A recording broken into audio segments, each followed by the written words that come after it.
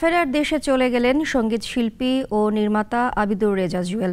সকালে রাজধানীর একটি বেসরকারি হাসপাতালে চিকিৎসাধীন অবস্থায় মারা যান তিনি।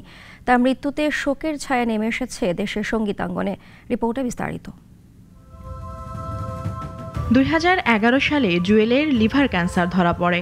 এরপর ফুসফুস এবং হাড়েও সেটি ক্রমশ সংক্রমিত হয়। মাঝে এক যুগেরও বেশি সময় ধরে এই শিল্পী ক্যান্সারের বিরুদ্ধে যুদ্ধ চালিয়ে গেছেন দেশ ও বিদেশের চিকিৎসা সহযোগিতায়। অবস্থার খুব অবনতি হলে চলতি মাসের ২৩ জুলাই রাত থেকে তাকে লাইফ সাপোর্টে রাখা হয়। মাঝে ২৫ জুলাই খানিক উন্নতির খবর পাওয়া গেলেও ৩০ জুলাই সকালে ক্যান্সারের কাছে হার মানলেন এই শিল্পী।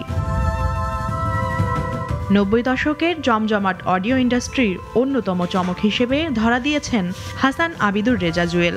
আয়ুব বাচ্চুর সুরে প্রথম অ্যালবাম কুয়াশার প্রহর প্রকাশ হয় ১৯৯৩ সালে। প্রথম অ্যালবামেই বাজিমাত করেন জুয়েল।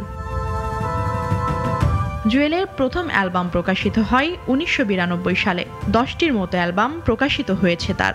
এর মধ্যে সবচেয়ে বেশি জনপ্রিয়তা পেয়েছে এক বিকেলে অ্যালবামটি।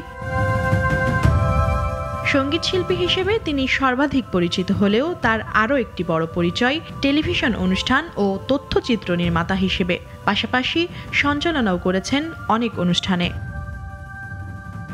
মুনিয়া জ্যোথি, নাগরিক। ওয়ালটন ফ্রিজ কিনে অনেকের মতো আপনিও হয়ে যেতে পারেন মিলেনিয়াল। সেরা পণ্যের সেরা অফার।